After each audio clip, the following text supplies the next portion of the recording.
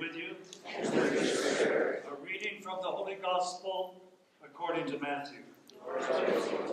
The 11 disciples went to Galilee, to the mountain to which Jesus had ordered them. When they saw him, they worshipped, but they doubted. Then Jesus approached and said to them, "All power in heaven and on earth has been given to me. Go, therefore, and make disciples of all nations, baptizing them in the name of the Father, and of the Son, and of the Holy Spirit, teaching them to observe all that I have commanded you. And behold, I am with you always until the end of the age." The Gospel of the Lord. Praise to you, Lord Jesus Christ. Good morning. It's the Feast of the Ascension. It's Memorial Day weekend. And this is our question and answer session to talk about anything on your mind that has to do with God, with religion, and so forth. And you know, if you can remember back to your catechism days many, many years ago, you know, if you ask a question that the sister couldn't answer, she just said, "Well, that's a mystery." So if you do that with me today, I'll tell you the same thing. Okay, is there anything you'd like to talk about? There's so much going on in the world, in our minds. You know, there must be some questions you have. You're like, we're going to do it for 15 minutes, and our timer behind me is going to stop me in 15 minutes. Do you have anything in particular in mind you would like to talk about this morning?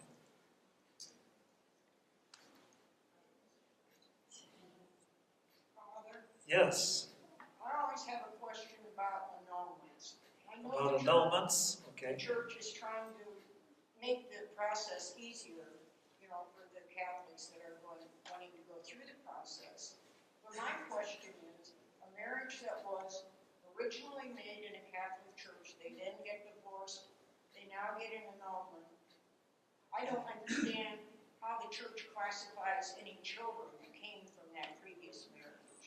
All right, did you hear the question? Yes. She's talking about annulments, and if a couple gets married in the Catholic Church and later on the marriage is annulled, what is the status of the children, right? Right. The status of the children does not change. Annulment does not bastardize the children. They're still considered legitimate children. The reason that an annulment can be given, to begin with, is that if at the time of the marriage, not later on, but the time of the marriage, there was something essentially missing in the consent that was given. When they say, "I take you for life, I promise to be true to you forever," if that really wasn't the case, and there was something there that was missing, and it can be shown by later activity that the consent to the marriage was not a valid consent, then there's a possibility of an annulment, because it wasn't really a marriage. You know, I don't know if that makes sense or not. I hate the annulment process to begin with, all right? I'll work with anybody in the world who wants to get an annulment. I'll work with you, but I don't like the process. But basically, the only reason we have a process is in a sense to give you a second chance if the first marriage was not a good marriage. And it can be shown that something essential was lacking to it. If you can't show that, then there's no annulment. That's different. Most annulments have to do with people who get married outside of the church, namely, they get married by a minister or a JP or something like that. Well, the first law of the church is every baptized Catholic should be married in the presence of a priest. So if you can just simply show that, then that marriage can be declared annulled. And that's the most common one. That's only a matter of collecting a few papers, and that's an easy one. Anyway, the process is there for that reason. So I don't object to the idea behind the process. There are certain cases, where people really might deserve an annulment, but they can't get one. We've got to keep that in mind too. Then it becomes a pastoral approach, to the situation. Okay, that was a good start. I don't know, did I answer that or not? Okay, what else? What do we got? Father, a few years ago, there's been liturgical changes to the way we do things at Mass. Yes. We changed the Apostles' Creed. One of the other substantive changes it had is that we stand right after the presentation of gifts. And I was wondering, I noticed that coming here to Mass, you guys do things like the way that were before, but if you go to other churches, in other places, either in Tucson or anywhere else, they stand a little bit earlier before they say, "May the Lord accept the sacrifice of your hands." Were those changes, were they required, or were they just merely advisory for each parish to decide for itself? You know, that business of standing at a particular moment was not an official change of any kind. That's just the way people will do it. No matter where they stand now or 3 seconds later they stand. That doesn't make it. The changes were in the language. And that was basically the only change was the language. And when you change the language, you change the whole Mass. All churches are supposed to be using the new language, which we do here. You can go from one church to another, though, and things may look a little different. Like people here, when they like to shake hands and so forth at the sign of peace. Some churches, they don't like to do that. That's not a basic difference. It's just a matter of choice. But there was no change in posture or activity during Mass. It was just the language that was changed. Anything else? Yes. I can remember as a child wearing a veil to church. What happened to that? What happened to the veil at church for women? It just sure disappeared, didn't it? There was no edict, no rule or anything else that was announced that says you can't wear a veil. It just sort of changed that way. People just took it in their own hands and did what they were comfortable with. I want to, do you have, what else? I have something maybe like, I'm going to do three quick things, all right? First, recently you heard that our president changed what they called the Johnson edict, which forbade churches to preach politics. He lifted that and said, churches, go ahead and do it. Now, I'm just going to ask you the question. How many of you here think that's a good idea? How many here do not think it's a good idea? Yeah. I agree with you. The reason I don't think it's a good idea is that can become a very divisive. You can divide congregations that way. You're going to end up with Republican churches and Democratic churches. That's not the way the church is.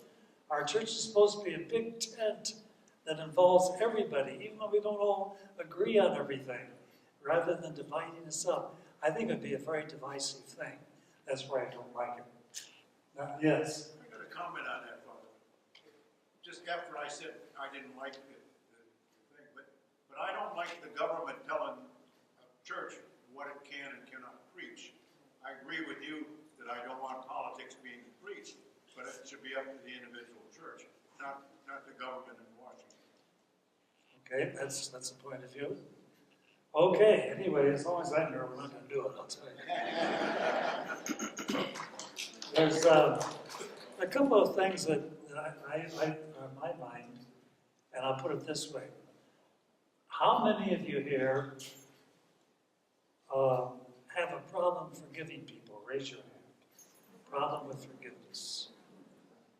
Forgiveness. Okay. How many people here wonder about their own purpose in life? Don't seem to have any particular purpose? Raise your hand. Okay. Would you like to talk about either one of those? Which one?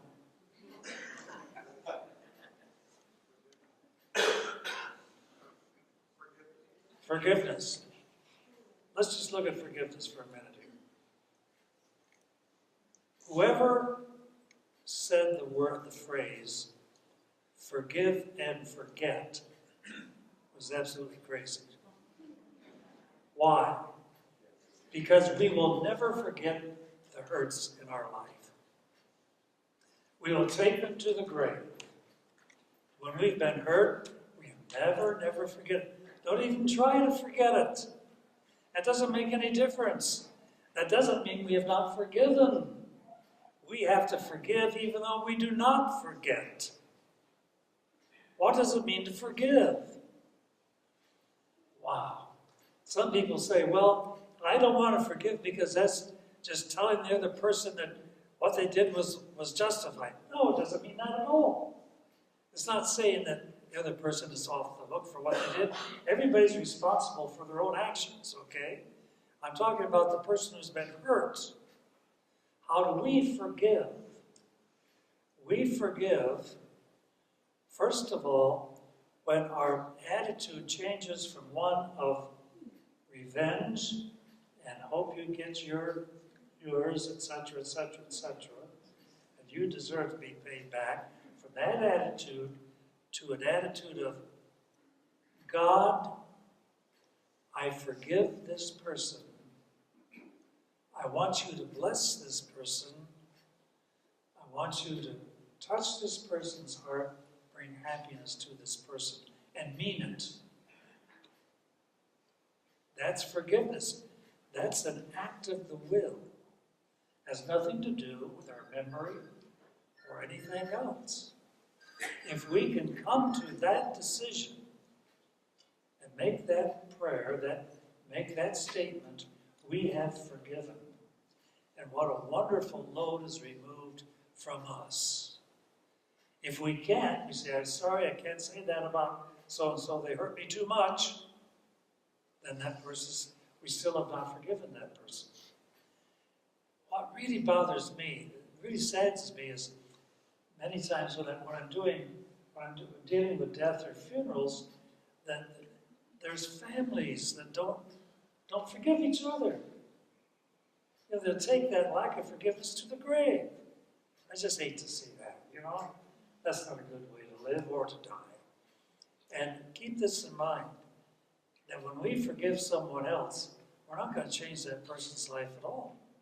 They may not even care. You know, we change ourselves. And we are the ones that benefit from our own forgiveness of other people.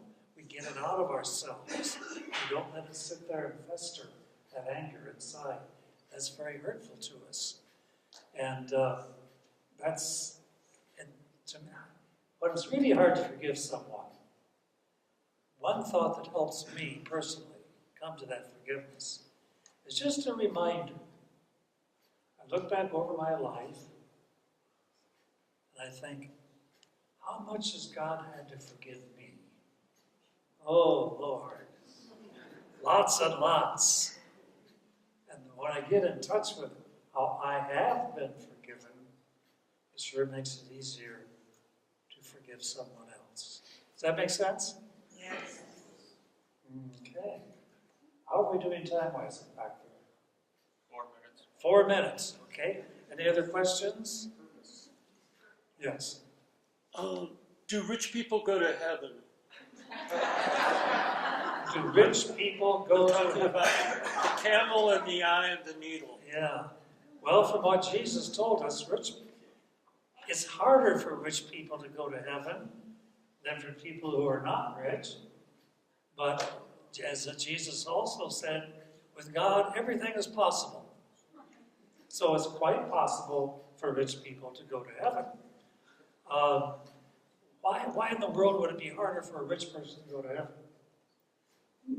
Well, the only obvious thing I can think of is that the more we have here on earth, the more we hold on to, the harder it is to let go of. You know? And the more we have here, the more it consumes us. All of the things of the world consume us more because we have so much invested in it, you know? And I'm not saying there's anything sinful about that. I'm just saying I think that's the reason why it is easier, in a sense, for a person who doesn't have as much to let go of to make the transition. That makes sense? But it's certainly possible. I mean, Jesus isn't saying if you're rich, you can't go to heaven. Jesus himself when he was here on earth, dealt with the poor people, middle class, and rich. He had dinner with the poor folks, dinner with the rich people. He was out there ministering to everybody. Yes? Father, do you have to ask for forgiveness to get forgiven? You have to ask for forgiveness to be forgiven? No. In fact, most people that we forgive never ask for forgiveness. If they did, it'd be much easier for us to say, oh yeah, you're forgiven. But we don't have to be asked. In fact, in most cases, when we say we forgive someone, they don't even know that we've done it. They don't even care. They don't want our forgiveness. You know, they're the ones who hurt us. They don't want our forgiveness. They couldn't care less. They don't have to ask for it. No. Forgiveness is without being asked for. If we're asked for it, we certainly can forgive. But they don't have to ask for it. Okay. Yes, sir. Everybody's content? No mystery question? Okay. Listen, I hope you all have a great Memorial Day weekend.